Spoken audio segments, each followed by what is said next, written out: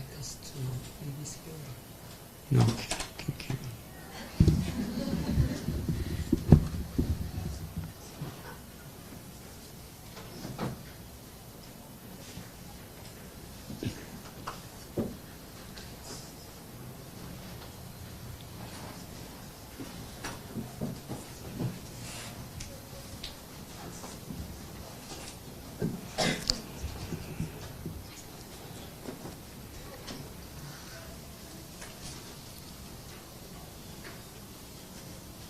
I am sincerely grateful for this opportunity to be in this auspicious gathering in the Bhakti Center with each of you.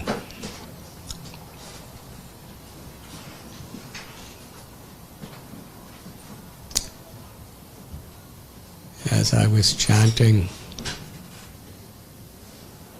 and learning so much by watching the sincerity and the devotion in which so many of you were calling out God's names, I was remembering one of the prominent verses from Sri Bhagavad Gita.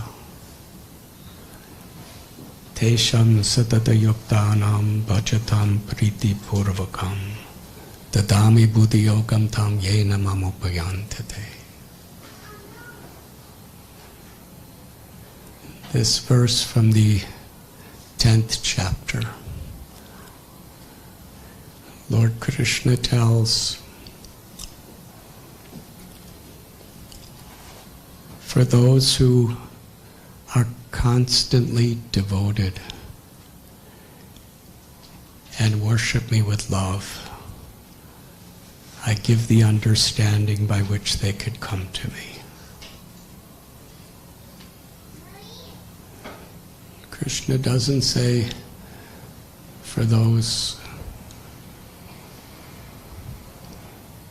who live in the Upper West Side.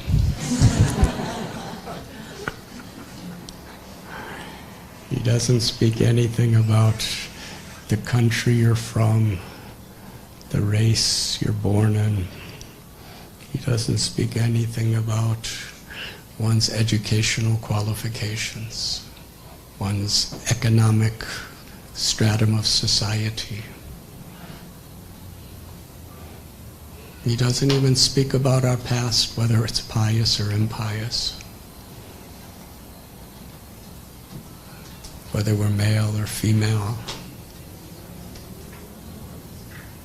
For one who is constantly devoted and worship me with love, I give the understanding by which you could come to me.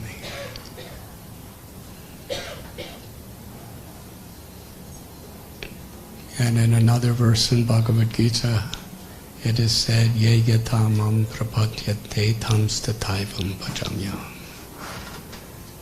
That according to how one surrenders to the Lord reciprocates and reveals true identity of the Lord.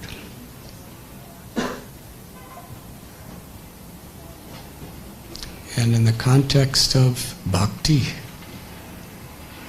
there is no difference between surrender and love. To love means to surrender. To surrender means to love. In this material existence, where we're seeing things in a very external way, the idea of surrender means to be defeated. When you're defeated, you surrender.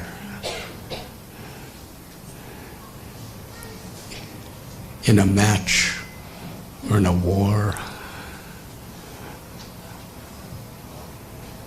if you just can't go on anymore, you surrender. But in spiritual context, surrender is the ultimate victory. When we surrender to God, we are victorious over ignorance. We are victorious over the almighty powers of the false ego.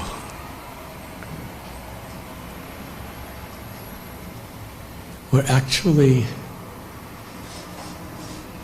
honest. To surrender with love is the purest level of honesty. Nityo nityanam chaitanas chaitananam ego bahunam yo vidadati kaman. That whoever we are, whatever we have, we are always, at every moment, subordinate to higher powers. And there are a few things that we may have the power for some time to control. But how many powers are controlling us?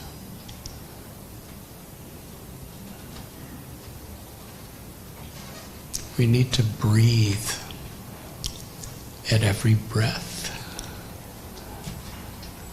We need the sun, we need the rain. Just a few days ago, I was speaking with one of my dear brothers, and he was telling of a meeting with Srila Prabhupada in a farm community. And I actually happened to be there. But as he was speaking, I was remembering. And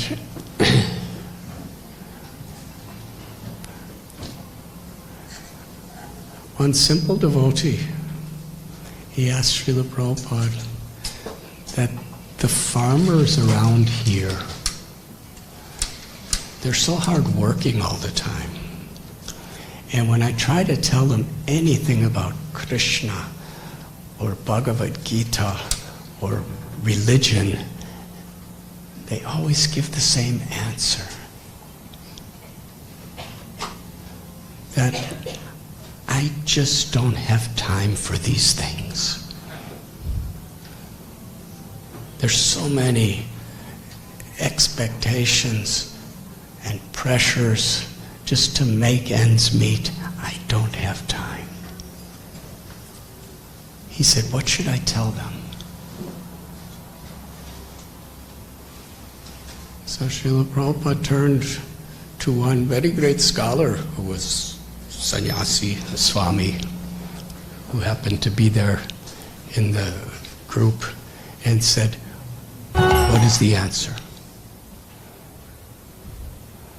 And the person said, according to Bhagavad Gita, and he began to state a verse. Srila Prabhupada said, no, don't bring in Bhagavad Gita.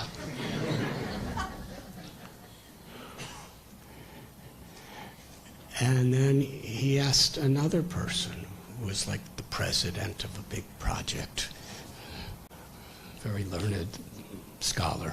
He said, what is your answer? He said, well, Krishna says, and Prabhupada said, no, don't bring in Krishna.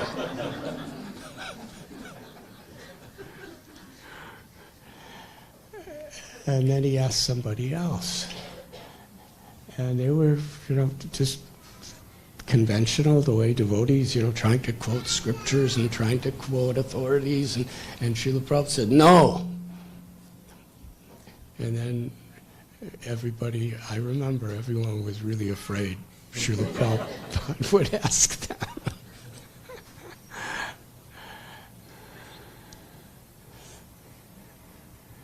And Srila Prabhupada said, this is a very intelligent question that they're asking. We must reply in a way that's relevant to their situation and to their intelligence. If it doesn't rain, what will your work do? If the sun does not shine, what can you do? How will you survive? These are things that these people can understand and relate to and are know. They don't have to have like faith in a higher authority. It's something that they can connect. He said, there is higher power that you're always dependent on. And that higher power is God's power. And our spiritual life begins when we're grateful. And if you're grateful, you will make the time. If you don't recognize all the gifts you're being given, then you may not be grateful, and then you don't have time.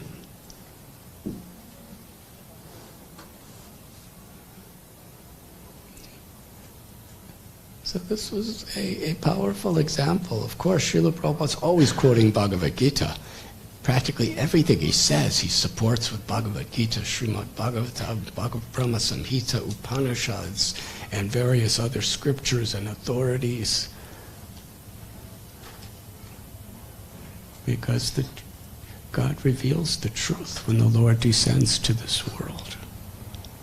And that truth is preserved through the saints and through God's Word, which is in the Shastras or Scriptures.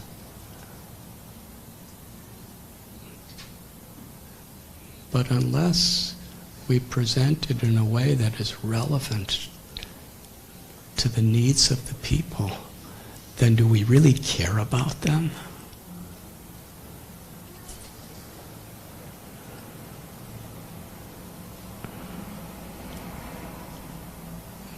In the Srimad Bhagavatam,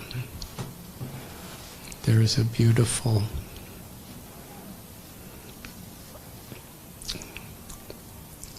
introductory pastime where the greatest sages throughout the land, they all gathered in one place because they were really concerned about what was happening in the world at the time and what they could see was going to happen in the future. So much envy among human beings, so much ignorance of the very nature of life and the purpose of life. And when human beings fall into the darkness of that ignorance and become disconnected from their own souls, then it's inevitable. They're dissatisfied. And they're trying to find happiness through the mind, through the senses, with the ego. And such happiness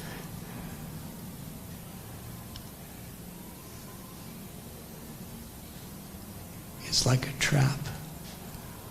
The happiness of this world disconnected for the soul is actually a trap that just leads us to deeper attachment to that happiness and greater suffering when it is inevitably taken away.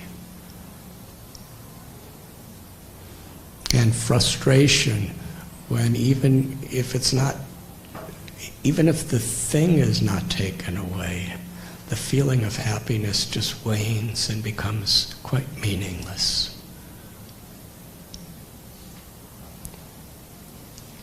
And this leads to greed, anger, selfish lust and passion, arrogance, depression. These are people who really deeply care for humanity. And they gathered together to discuss, what are we going to do?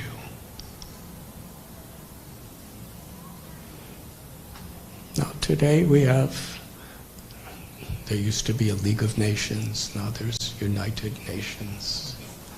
We have parliaments, and we have Congress, and we have various foundations of philanthropic groups,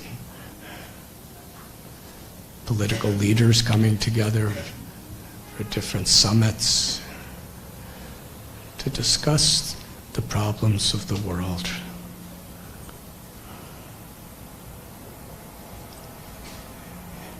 And that's necessary. That's the dharma of this world. The leaders are supposed to come together for that purpose.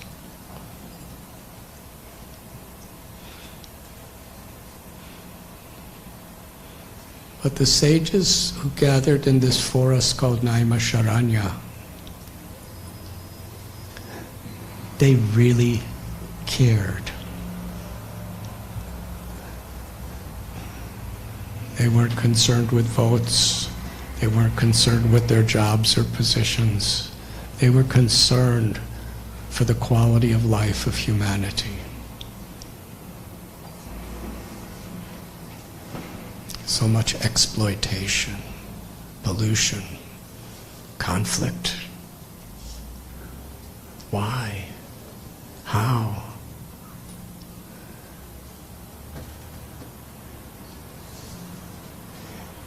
Their discussion was specifically to go to the root cause of these problems. You see, however much we know, however much we're good managers or organizers, we can only really make a true difference if our hearts are pure.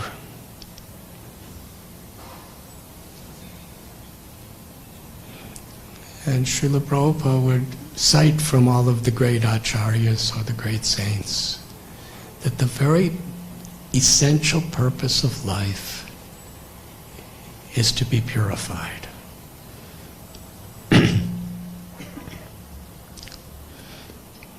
Skills are very important. Education could be very important. Science could be wonderfully important. But the value of any of these things actually in a sustainable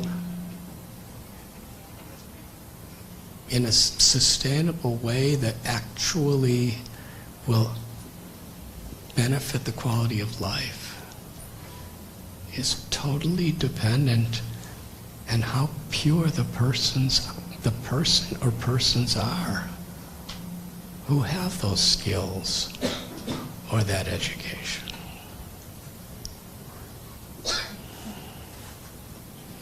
Therefore, in this beautiful verse in Bhagavad Gita that we cited, Krishna tells, for those who have pure hearts, that means those who are constantly devoted and worship the Lord with love, I give the understanding by which you can come to me. And sometimes, even in spiritual life, we become very much influenced by the ways of the world.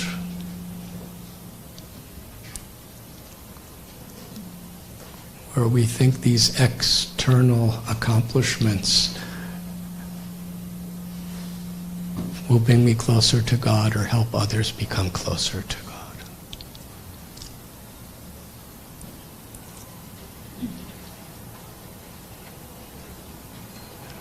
We were discussing the other day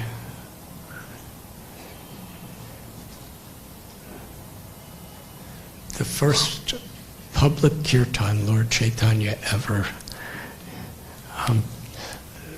performed in our modern history. Because now we're having these public kirtans all the time. It's kind of what Bhakti Center is. A place to come to have public kirtans. But Lord Chaitanya is Krishna, is God who comes in the role of a devotee to teach us the way to know God and to love God. It's through serving with a grateful heart and learning to love. And this chanting of the divine mantras of God's names is the most recommended in all scriptures, and the special gift that Lord Chaitanya emphasized of a way to purify the heart and awaken the deepest, most natural tendency of the soul, the Sanatana Dharma. Not to control, not to manipulate, but to serve with love.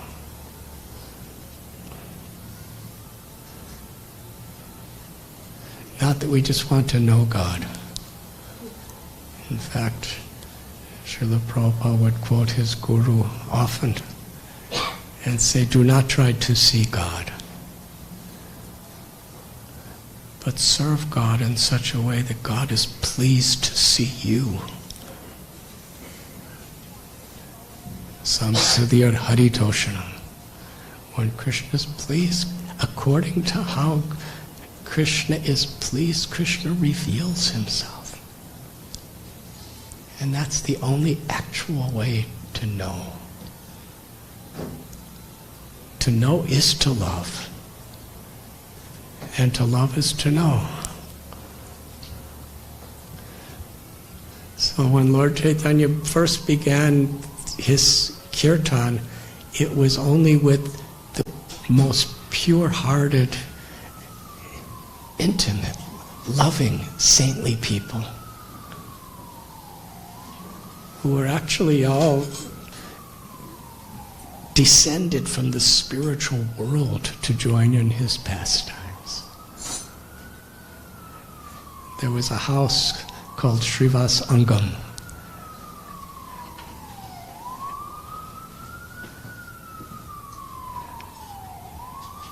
Malini and Srivas were husband and wife, and they hosted these kirtans every night for a year.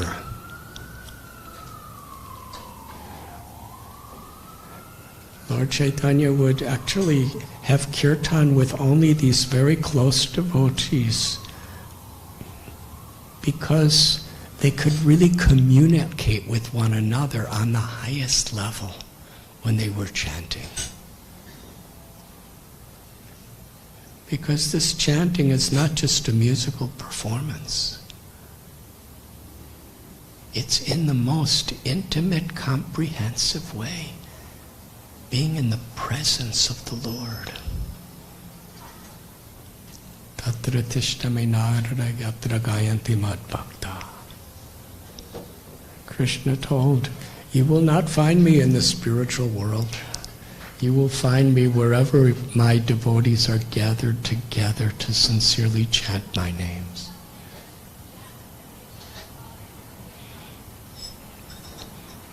So when these persons who had pure hearts,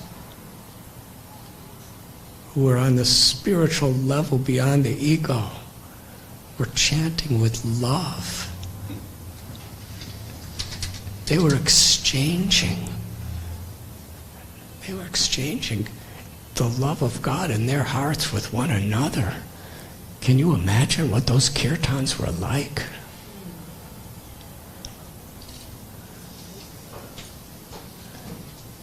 It wasn't just good music.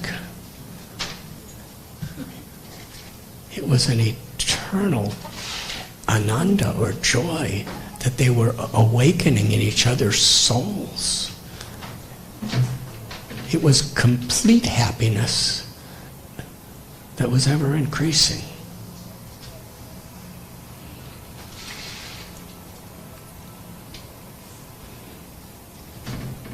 And so many highly respected religious people wanted to come in, but they had big false egos. They could perform rituals like no one else. They could speak philosophies like no one else. They were teachers. they didn't have pure hearts. So they couldn't come in. And they became so angry and envious. They felt insulted. And outside the doors of this of Srivasa's house, they would create many terrible, nasty rumors. These people in there, headed by Nimai, who was Lord Chaitanya's name, they're simply cheaters. You hear this loud chanting.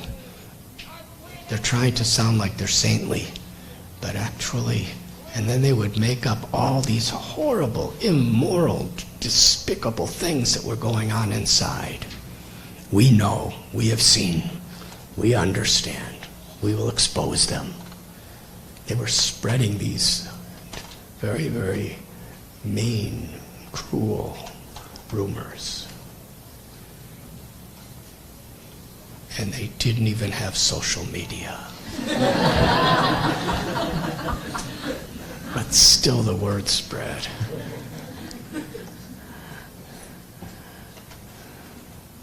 But then the innocent people,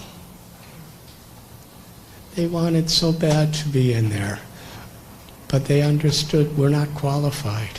And because of these so-called great teachers who are blaspheming in so many ways, no, we'll never be allowed in. They just prayed that they could have pure hearts so that they could also participate. And one day, Lord Chaitanya, they all, in the early morning after the kirtans were over, they came to Lord Chaitanya's home, and the innocent people were bringing gifts, not expecting anything in return. And they weren't wealthy people, some of them were, but most were just bringing some bananas or some coconuts. And Lord Chaitanya was so pleased to see their sincerity.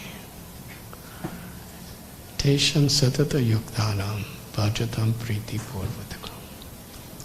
Some of them were just mothers. Some of them were just children. Some of them were farmers. Some of them were Brahmins and scholars. Lord Chaitanya did not discern on that basis. They were coming to serve him with love.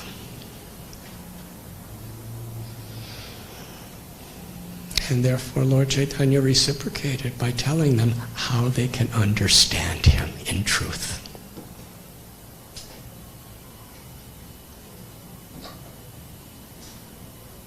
He said, with honest and sincere hearts, with humility, with respect for others, be in the presence of God in the most accessible and powerful of all ways to chant the holy names. And he gave them a mantra. He said, just chant this 16-word, 32-syllable mantra, and it will purify your hearts, and you will feel the presence of God, of Krishna. And that mantra that he gave the highest emphasis to, he declared to be the Maha Mantra, the great mantra. Hare Krishna, Krishna Krishna, Hare Hare, Hare Rama, Rama Rama, Hare Hare. He said there's no strict rules for this chanting. When you go home to your families after your work, wives, husbands, children, grandparents, uncles, aunts, cousins, whoever it may be, just sing these holy names together.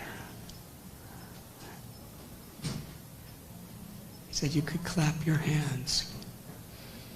And if you have instruments, you could play cymbals, play drums, play whatever instruments are there. But absorb yourself. This chanting,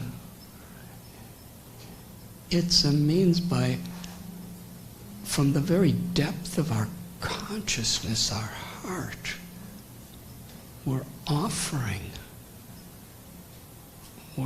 our souls to God as we're chanting. Hare Krishna. It's not just singing. It's meditation.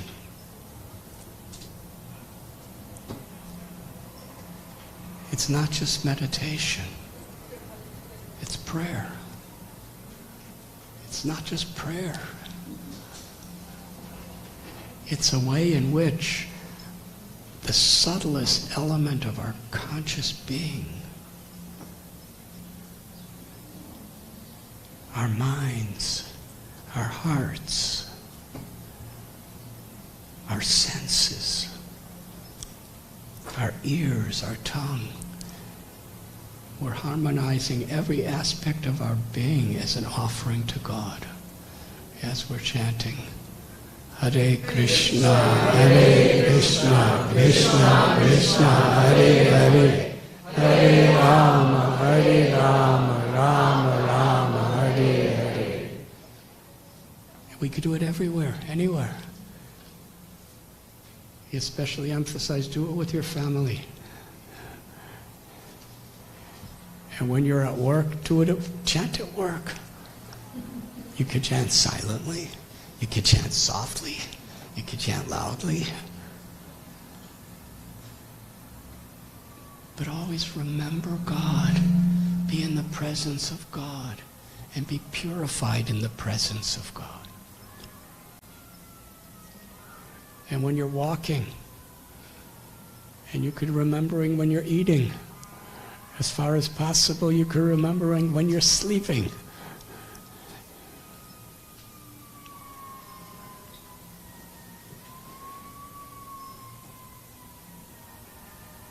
These sirens are giving emphasis to whatever I'm saying.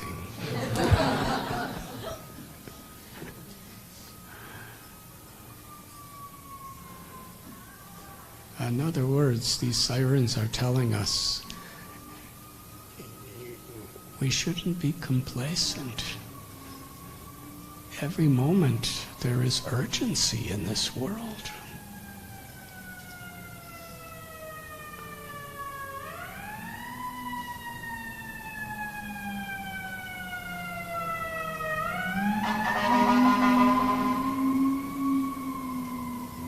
And that urgency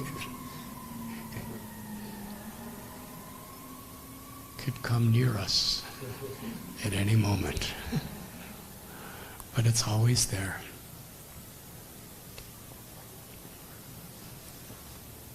And because we're so disconnected from the actual need, our soul is starving for this spiritual nourishment.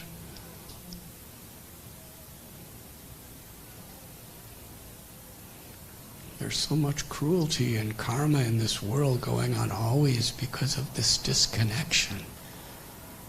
It's the greatest urgency, the greatest need.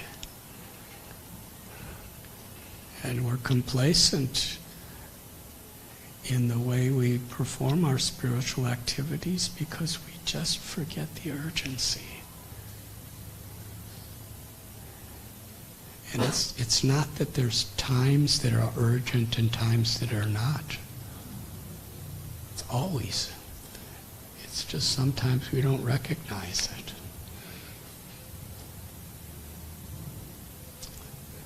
Sometimes we fall in the trap of hard times and we just complain and lose our faith. And sometimes we fall in the trap of good times by becoming complacent. Things are actually real good. This chanting works so nice.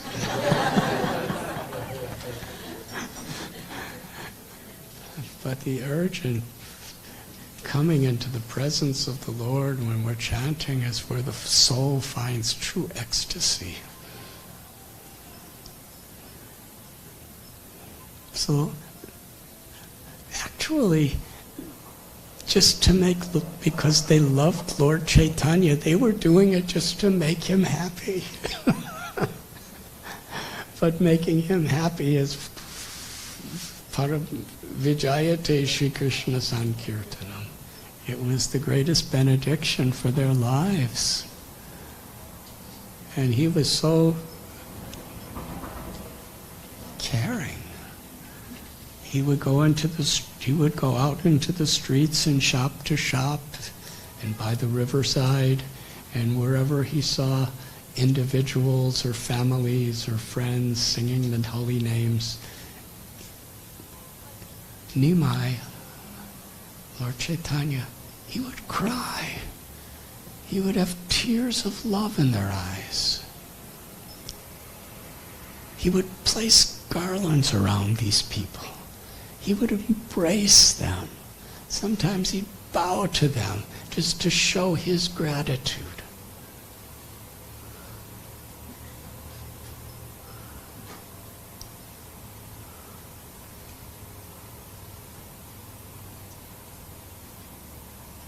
And I'm just thinking across the block at 26 2nd Avenue in 1966, Srila Prabhupada was actually in that mood. Why did he come to America? He came for us.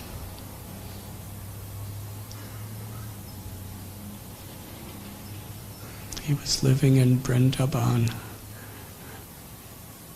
surrounded by the most loving people. And if anyone was willing to accept the gifts that he was giving, Krishna and Radha's holy names, prasad, any gift he was giving, he would be overwhelmingly grateful. People were coming in doing all kinds of irreligious activities, and they would just like the food and like to chant, and Srila Prabhupada would be thanking them with so much love from his heart, such gratitude. It was overwhelming. They just wanted to be with him.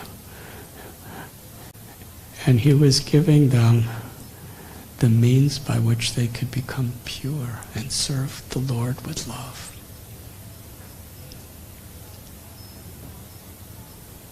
So soon this kirtan was spreading everywhere. But the government leaders were from another religion that outlawed the chanting of these Hindu mantras according to their calculation. And they sent hundreds of soldiers to comb through the streets every day looking for anyone who was chanting. And if they found you, they would beat you. They would break your drums and instruments. They would plunder your property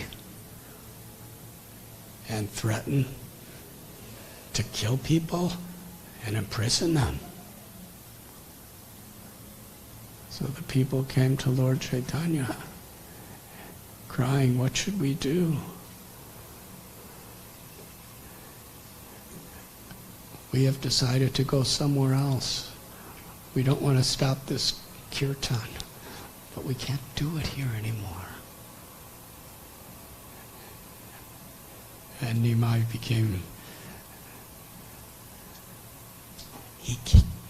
he became so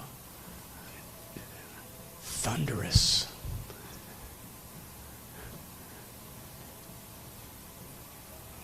With a voice like thunder, he called out, "Let us see what they do to me. Today I will lead the kirtan in the streets, and we will go right to the Qazi, the governor's house. Today, time personified will stand before him. Today I will bring a great monsoon rainstorm of love of God through the chanting of these holy names, and I will inundate Navadvip. Everyone come after lunch with a torch. The news spread. After lunch, they came to Lord Chaitanya's house. They actually were so excited, nobody ate lunch. The scripture actually says that. They were too busy making torches. Everyone was home making torches. The children were making torches, the adults were making torches, the mothers were making torches, the husbands were making torches, everyone was making torches, and soon there were hundreds and thousands of people gathered at Lord Chaitanya's house, all holding a torch. They weren't lit because it was still the daytime, but they were ready to light. And then Lord Chaitanya came out, and for the first time in history, previously, he only had kirtan with his most intimate, loving devotees in close quarters. But now he was coming out for everyone. And when they saw Lord Chaitanya dance, it wasn't just like a dance. It was like a dance.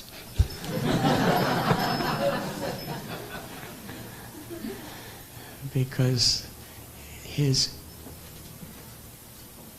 every syllable that flowed from his mouth was an offering of love.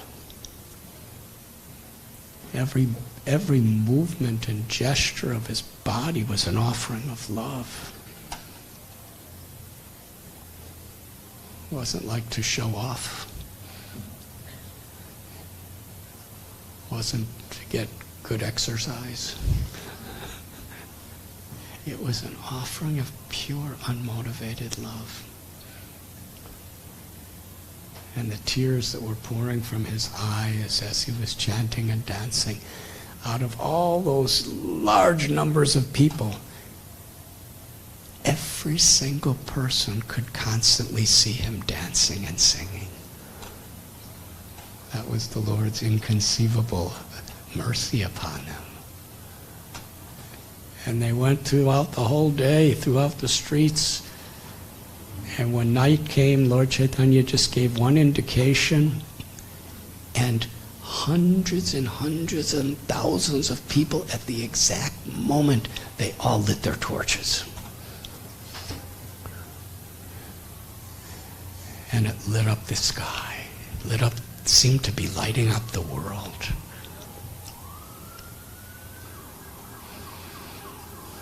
As they were going by rows of houses,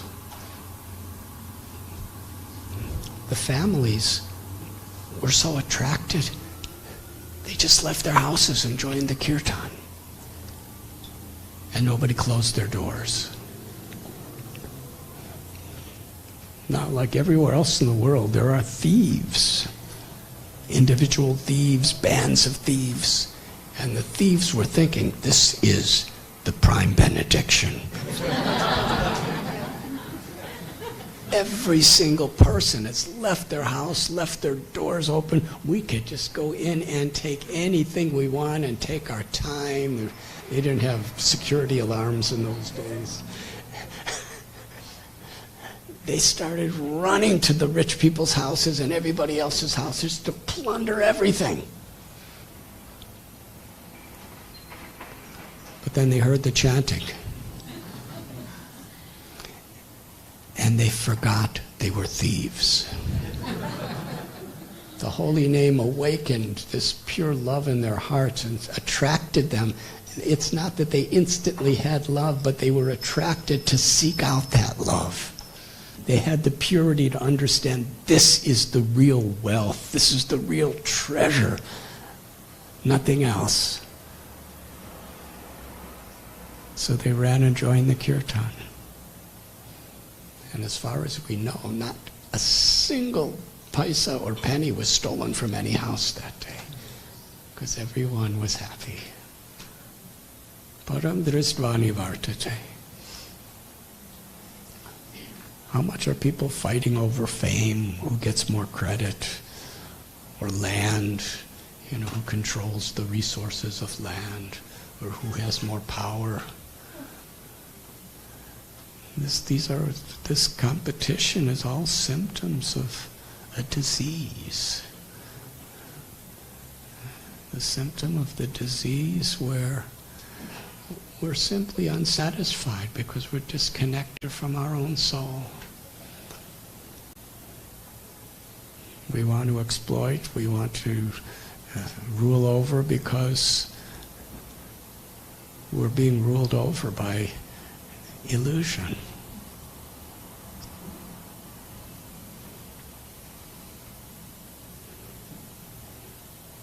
Srila Prabhupada described the purpose of the whole Vedic culture is sarve sukhino bhavantu. Let everyone be happy. When Srila Prabhupada was coming here to America, and when he was on the boat Jaladuta, just before coming after 38 days, he was praying to Krishna, give me the words, give me your words, and give them the power to understand your words so that they will be happy.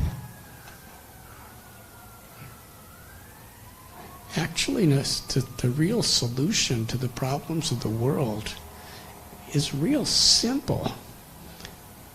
It's called happiness.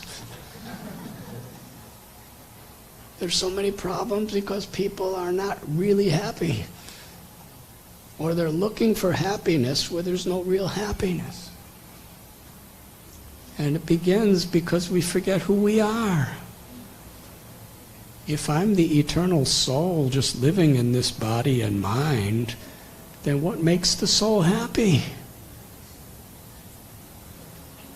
But if we're forgetful we're the soul, or we only theoretically talk about it, but we don't really have that sincere connection, then we're trying to find happiness through the ego, through the insatiable desires of the ego.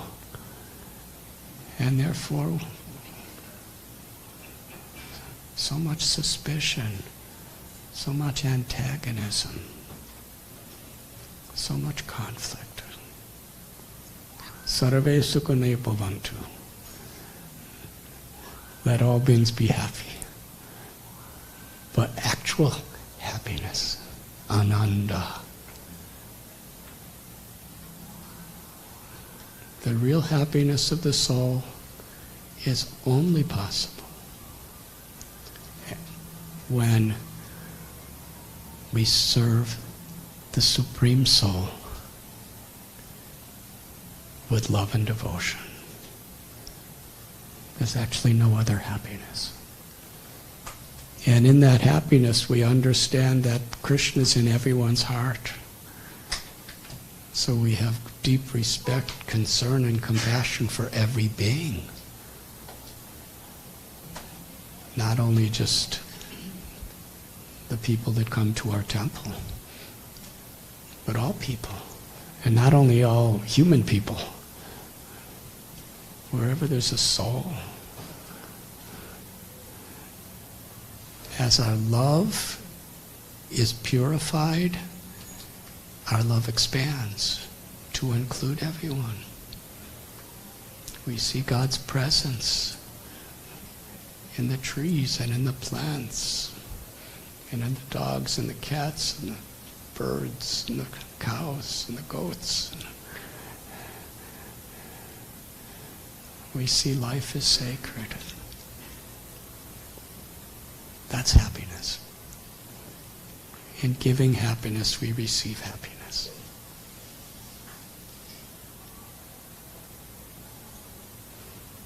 So Lord Chaitanya Mahaprabhu, he was giving this happiness so much that everyone was united. And eventually they came to the house of the Qazi, and when he heard this uproarious sound, he told his military and his soldiers, "Go and stop it. What is this?" They said, "I think it's this Nimai. He must be going to some wedding procession or something."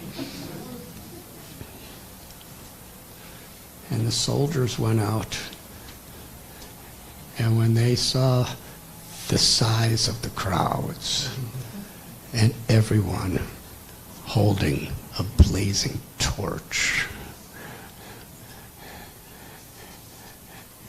at first they took off their military uniforms because they didn't want to be detected. And after a while they forgot that they were who they just were chanting. And ultimately, when it came closer and closer to Qazi's house, everybody started running to wherever they could run away because they were so afraid. And Lord Chaitanya came, knocked on the door, and eventually Qazi came, and Lord Chaitanya said, "I came to your house as a guest. Why are you hiding from me?" And he said, "These people look really angry." And they had a wonderful conversation.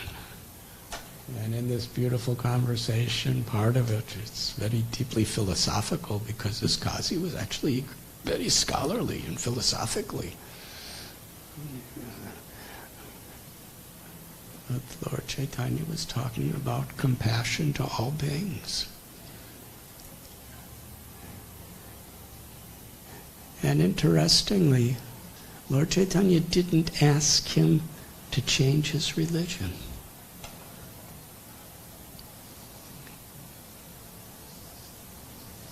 He taught him how to love the God of his religion because there's only one God. And he did. He became a pure devotee of Krishna in his own religion because he saw Krishna in his own religion. In a religion that was socially always in conflict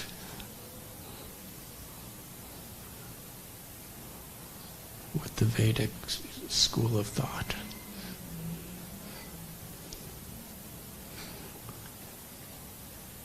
And he proclaimed, "On this day I proclaim that in my kingdom, as long as I have any descendants, we will always encourage and support the congregational chanting of the names of Krishna." So it was a great victory. Literally, just common people on the streets. They overcame an entire government regime and military who were out to destroy them without any violence whatsoever. Civil disobedience. And Srila Prabhupada and others explain that Mahatma Gandhi got this idea of the civil disobedience movement from this story. It was the birthplace of the nonviolent civil rights.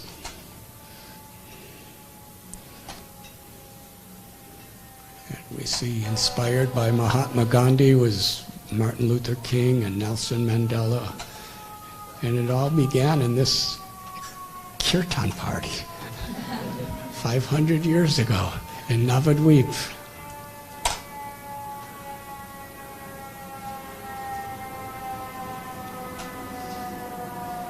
But it's interesting how there was that phase of apparent hopelessness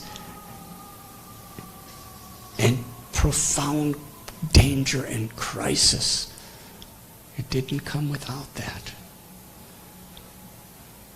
But together, with faith in this pure higher cause, they transcended. And after this incredible victory, Lord Chaitanya was not rich. He was just a simple person living at home, but he was He was God. But he was playing the role of just a teacher and a Brahmin who became a great devotee. And after this historical, incredible page of history, he went with some of his devotees to a little hut of a devotee named Sridhar. Nobody knew who he was. People called him Kolavecha, which means banana leaf seller.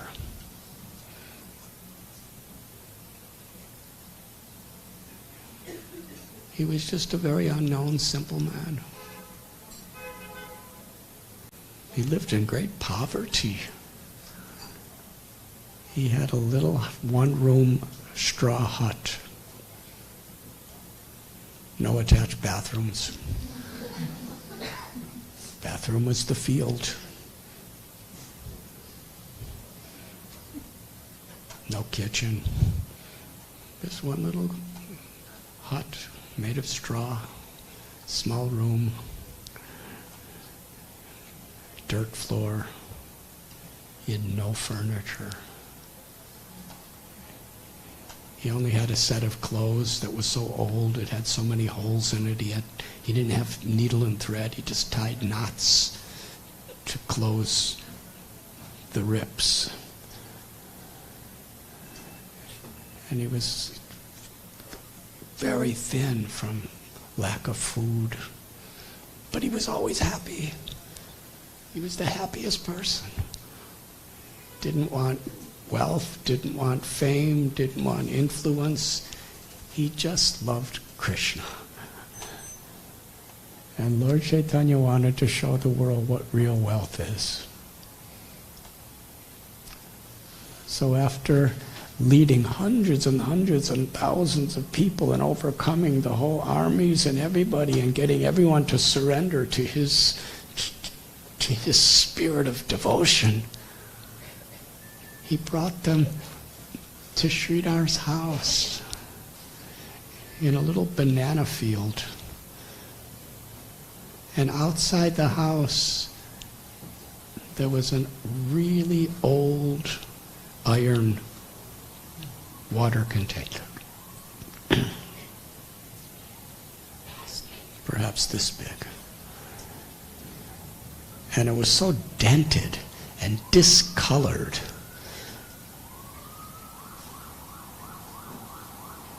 And in today's world, if something breaks, you just get a new one. But Sridhar, every time that there would be any damage, he would just fix it.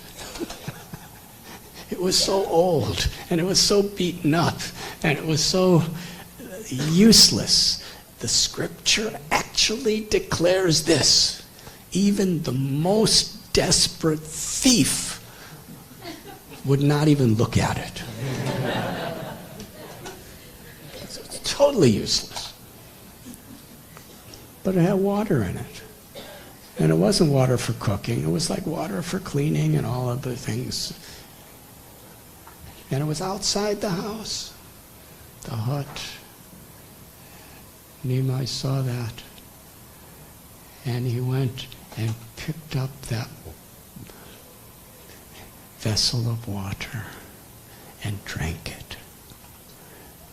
And when Sridhar saw him doing that, Sridhar fell to the ground unconscious. He was so ashamed. He cried out, "No, no, no, Lord, don't touch it. It's dirty water. It's not fit for you." And he said, "I'm ruined. I'm finished. Don't touch it." And then Lord Chaitanya drank it and he fainted.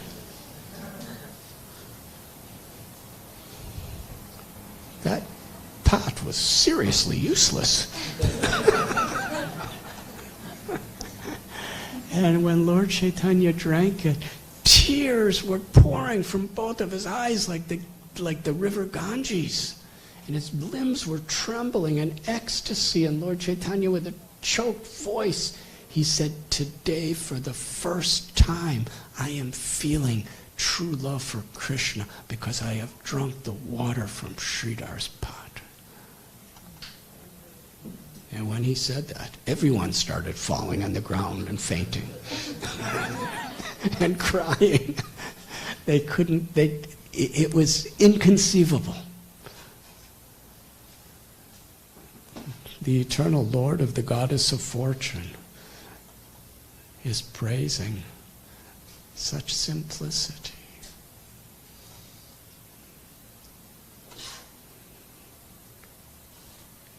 Tesham satata yuktanam bhajatam priti purvakam dadami buddhiyogantam yena mamopayantade.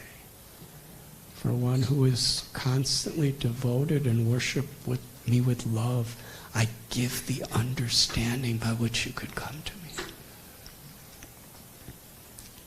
Such an emphatic example of the truth of that verse. So yes, there are so many efforts to bring peace and to bring happiness and to bring equality to humanity.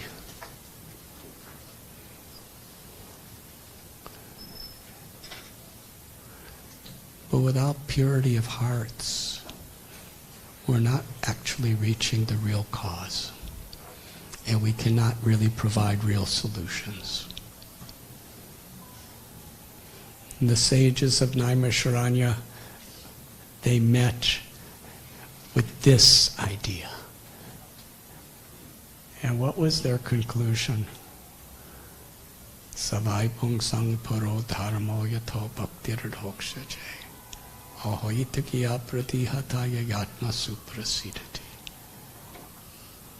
The supreme dharma, the supreme occupation, the supreme religion, the supreme purpose of life is loving devotional service to the supreme transcendent Lord. And such love needs to be pure, unmotivated. Purity means unmotivated by egoism, selfishness, greed, and uninterrupted by any type of circumstances. The calamities, the reversals, the difficulties that come in life are actual opportunities to become purified. Because then we're not offering our devotional service because it's nice for us. Difficulties cause us, or at least give us the opportunity to reach out to the higher purpose of why we're doing it. Ahoitiki apratihata. Unconditional, unmotivated, and by any circumstance, it is not interrupted. On the external level, we may be completely interrupted. But our will to serve, our will to please, our efforts to carry out our mission is never interrupted.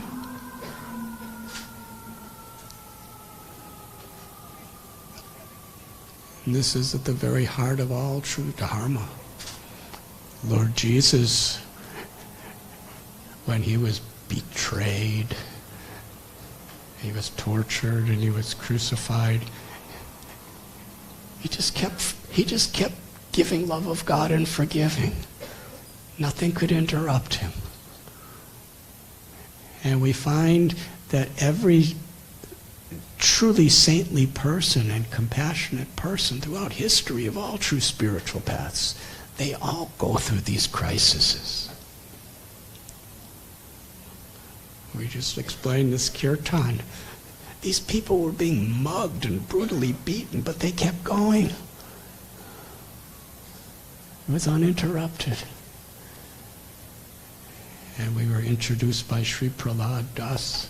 And the original Sri Prahlad, I think you all know the story. He was really interrupted. And it's not like he conquered his father by intellectual or physical prowess. He was just serving Krishna to the best of his ability. And our own founder Acharya here, Srila Prabhupada, unbelievable the types of impediments that came his way. For years, everything was failing. But he was never discouraged because he had a higher purpose. So sometimes we just really want people to appreciate us. We want to be popular, and we want people to recognize how sincere we are. And if they do, we should just be humbled and grateful. And if they don't, we should be humble and grateful. And understand it's not supposed to be the way I want it. In one sense, that's the beginning of happiness, is when we recognize life is not supposed to be the way I want it. Because if we're expecting it to be that way, then we'll be frustrated. The question is, how can I be the way Krishna wants me? And how can we be the way Krishna wants us? That's the real question. And we're like that, whatever may come. And that's how we become purified. Does a mother, a loving mother, does she give up with her child just because her child's causing her distress? It really doesn't matter. She's there for the child. That's love. And that same principle of love is there in our relationship with God and with each other.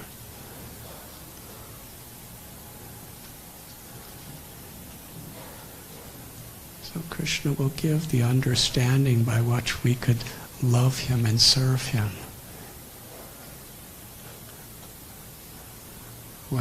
When we are sincere with the aspiration to serve him with love. And that is the definition of the Bhakti Center.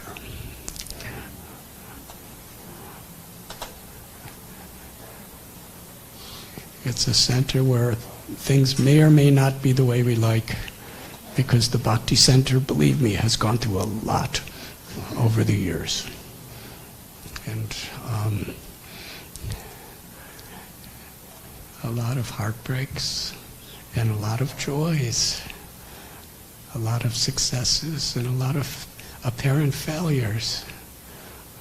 But still we're coming together to rise above all these successes and failures, because bhakti is in the center.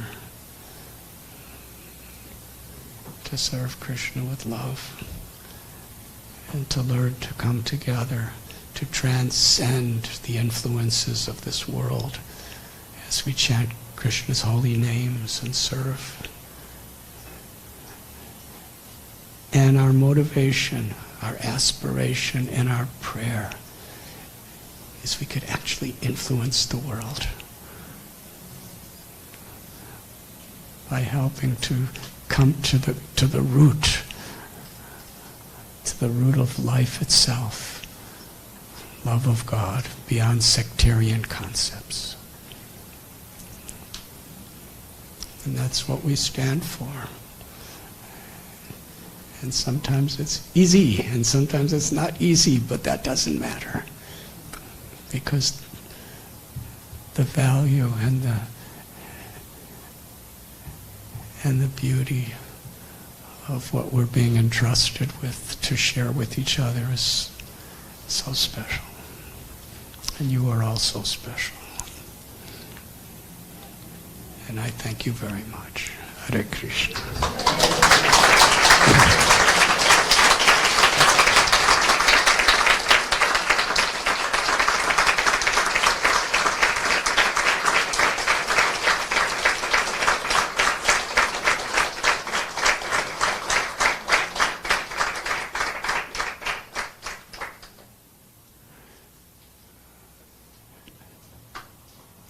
Are you hungry for prasad or chanting? Both is the most perfect and honest answer. So everyone please stand up and let us chant and dance together.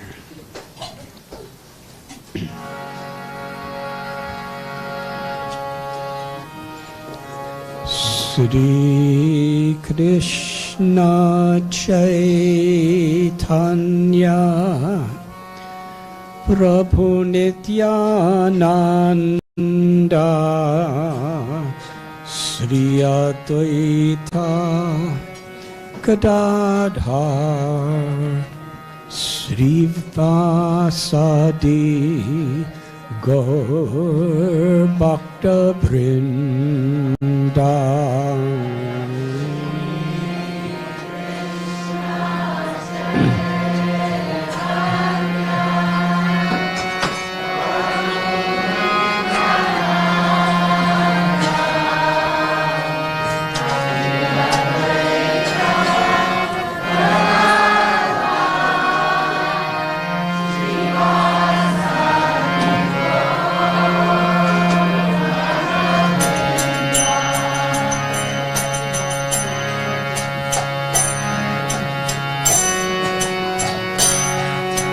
Hare Krishna, Hare Krishna, Krishna Krishna, Hare Hare, Hare Rama, Hare Rama, Rama Rama, Hare Hare.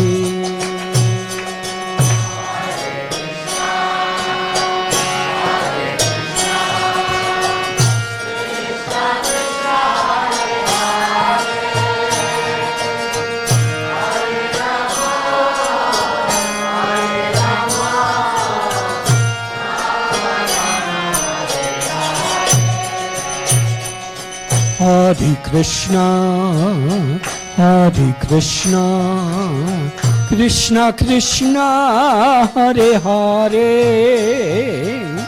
Hare Rama, Hare Rama, Rama Rama, Hare Hare.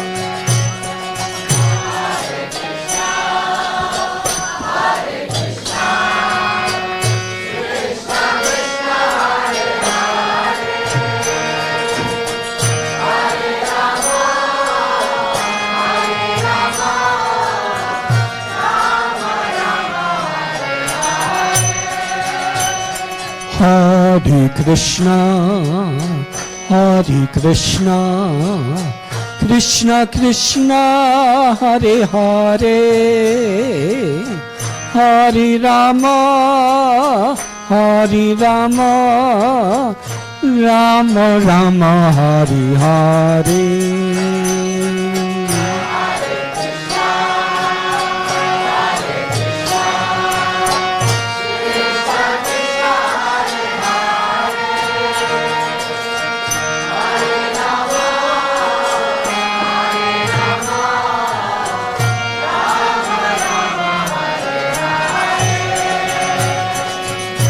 Hare Krishna, Hare Krishna, Krishna Krishna, Hare Hare, Hare Rama, Hare Rama, Rama Rama, Hare Hare.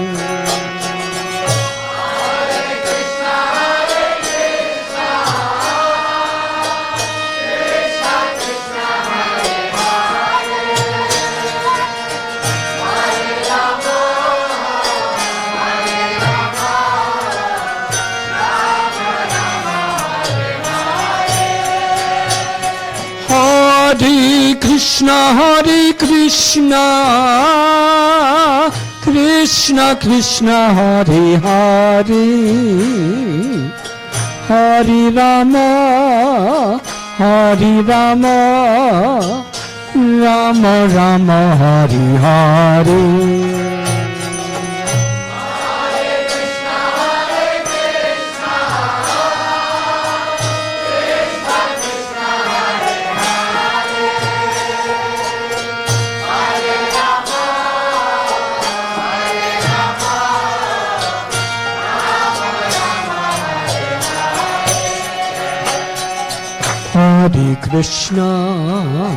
Hare Krishna, Krishna Krishna, Hare Hare, Hare Rama, Hare Rama, Rama Rama, Hare Hare.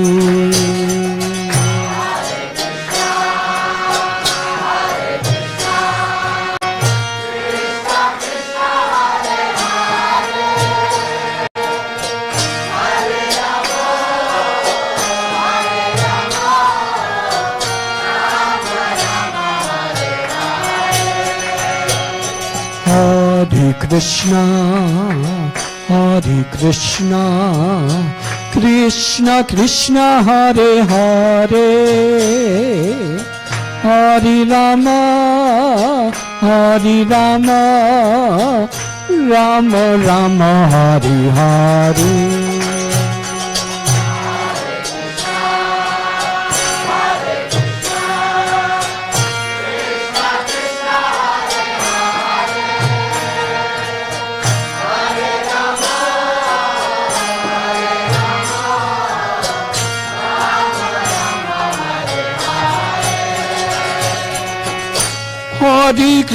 Hare Krishna, Krishna Krishna, Hare Hare, Hare Rama, Hare Rama, Rama Rama, Hare Hare.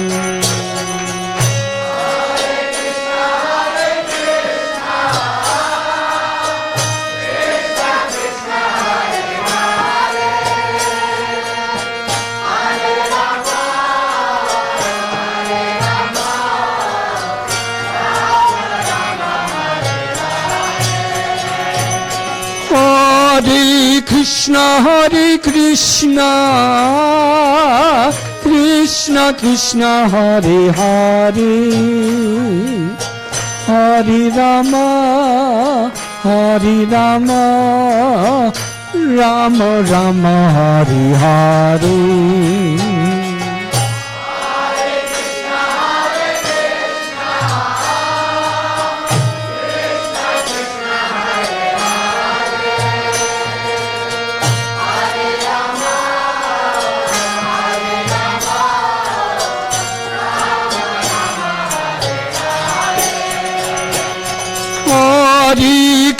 Hare Krishna,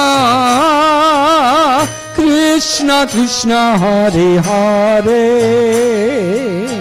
Hare Rama, Hare Rama, Rama Rama, Hare Hare. Everyone loudly please. Hare Krishna, Krishna, Hare Hare, Hare Rama,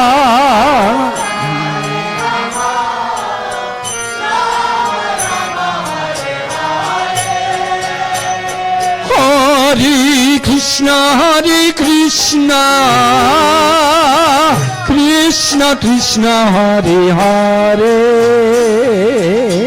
Hare Rama, Hare Rama, Rama Rama, Hare Hare.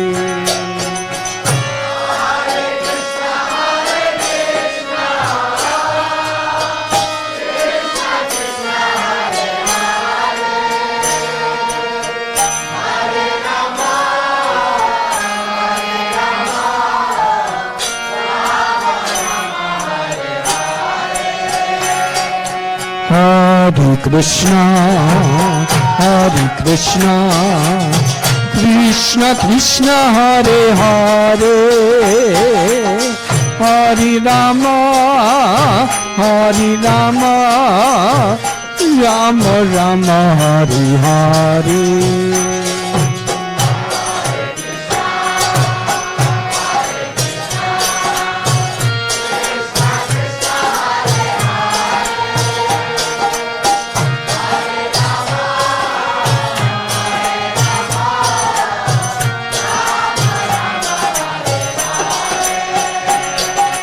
Hare Krishna, Hare Krishna, Krishna Krishna, Hare Hare, Hare Rama, Hare Rama, Rama Rama, Hare Hare.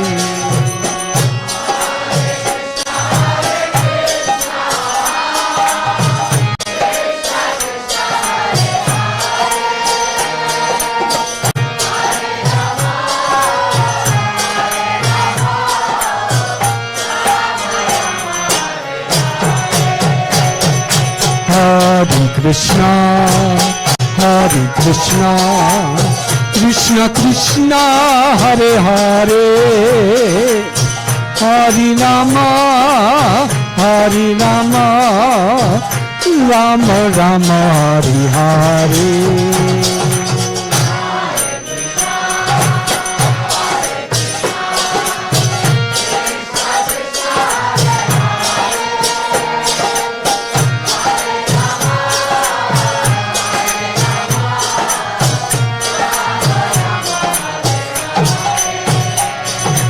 Hare Krishna, Hare Krishna, Krishna Krishna, Hare Hare, Hare Rama, Hare Rama, Rama Rama, Hare Hare.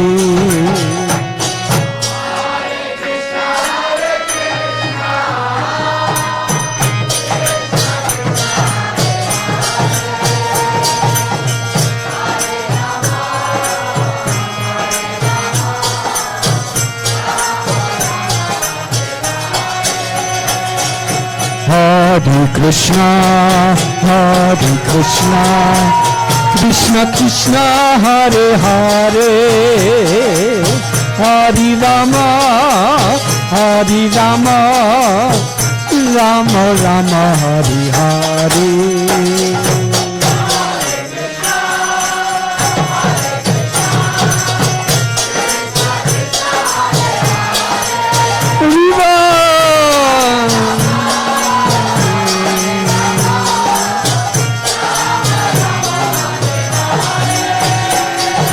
Hare Krishna, Hare Krishna,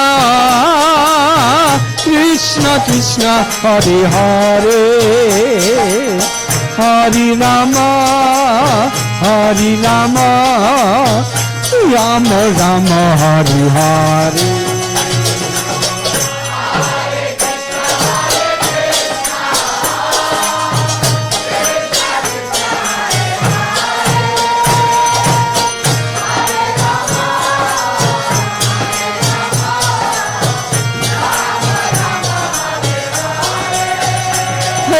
Hare Krishna, Hare Krishna, Krishna Krishna, Hare Hare, Hare Rama, Hare Rama, Rama Rama, Hare Hare.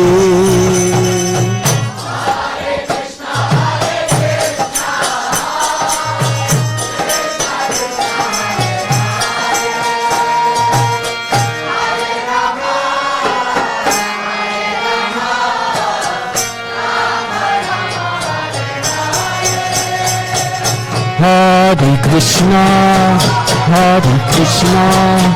Krishna Krishna, Hare Hare, Hare Rama,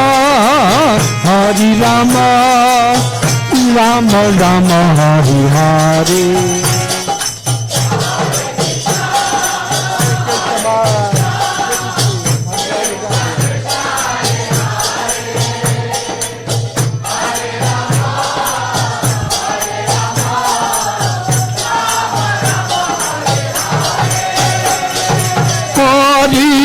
Hare Krishna, Krishna Krishna, Hare Hare, Hare Rama, Rama Rama, Hare Hare.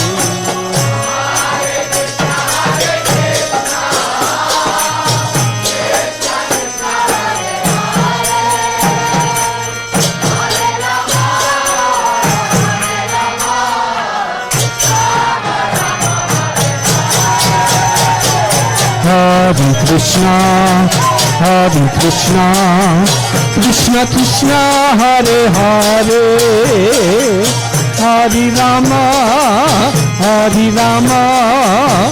Rama Rama, Hare Hare.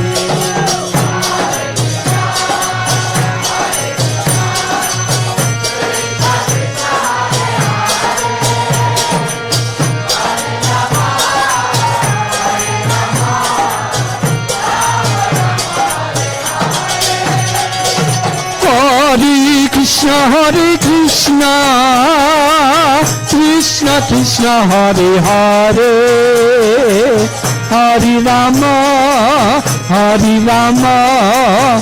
Rama Rama, Hare Hare.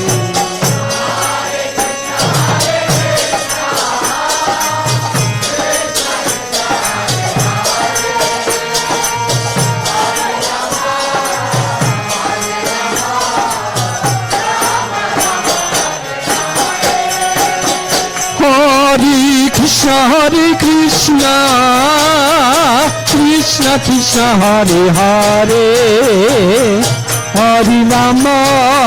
Hare Rama, Rama Rama, Hare Hare.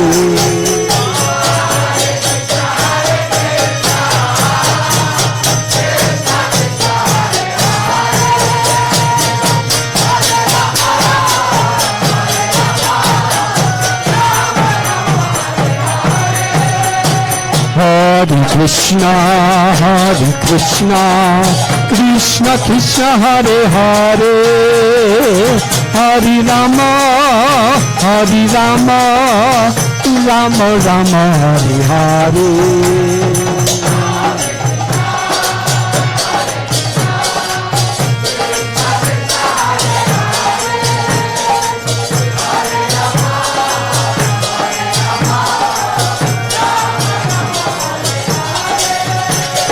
Hare Krishna, Krishna Krishna, Hare Hare, Hare Rama, Rama Rama, Hare Hare.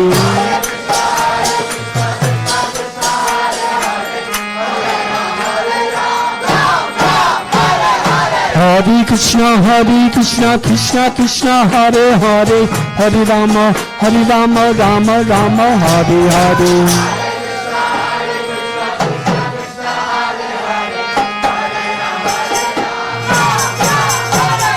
Hare Krishna, Krishna Krishna, Hare Hare, Hare Rama, Rama Rama, Hare Hare.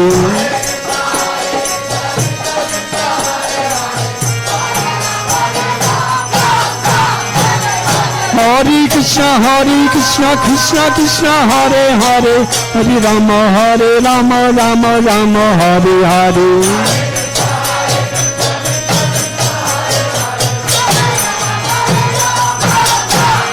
Hare Krishna, Krishna Krishna, Hare Hare, Hare Rama, Rama Rama, Hare Hare.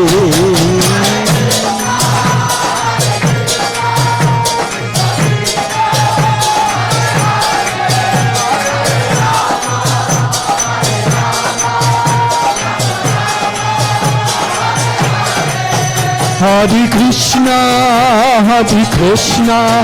Krishna Krishna, Hare Hare, Hare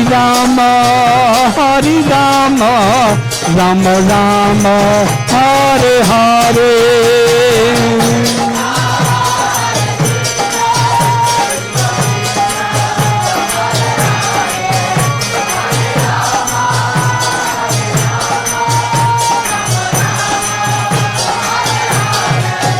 Hare Krishna,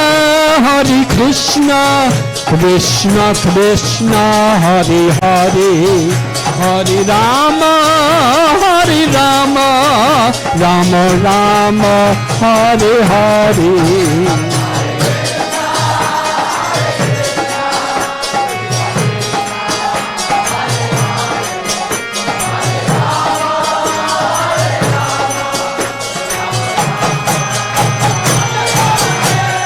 Hare Krishna,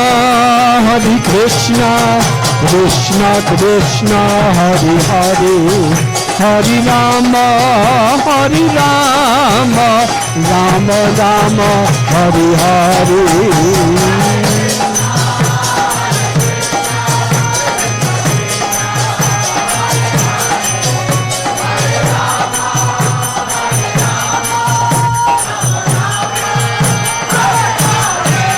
Hare Krishna,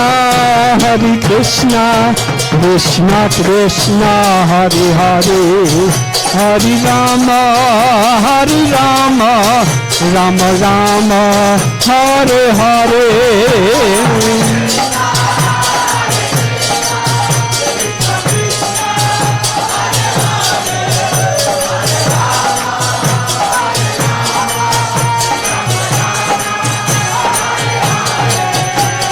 Hare Krishna, Krishna Krishna, Hare Hare, Hare Rama, Rama Rama, Hare Hare.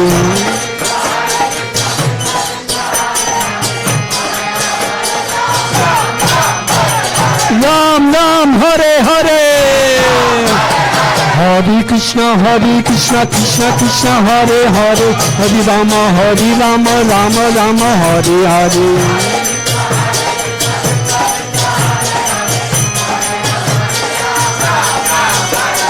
Hare Krishna, Krishna Krishna, Hare Hare, Hare Rama, Rama Rama, Hare Hare.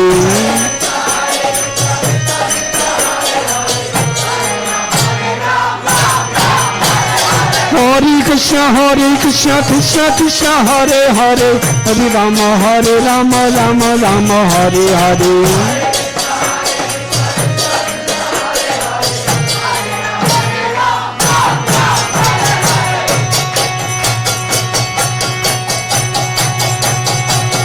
Hare Krishna, Krishna Krishna, Hare Hare, Hare Rama, Rama Rama, Hare Hare.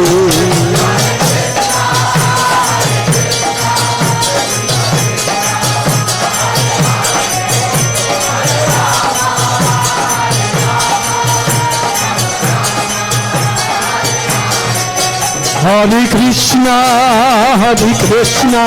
Krishna Krishna, Hare Hare, Hare Rama, Rama Rama, Hare Hare.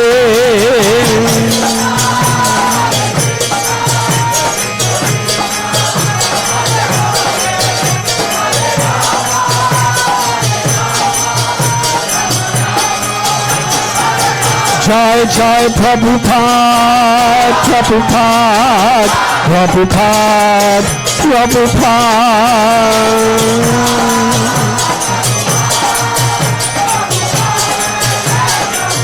Jai Jai Prabhupada, Prabhupada.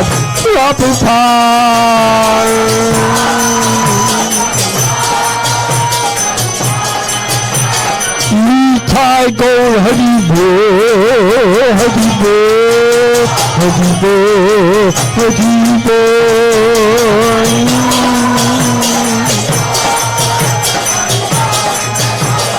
Nitai Gaur Hari Haribo, Haribo, Haribo.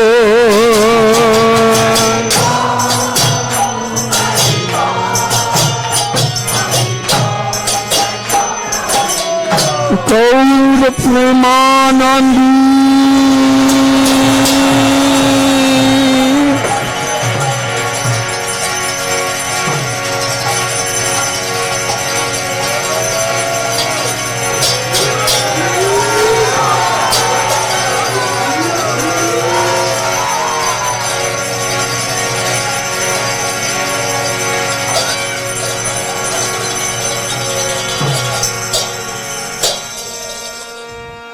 Nitai Gaura Haribo, Haribo, Haribo, Haribo.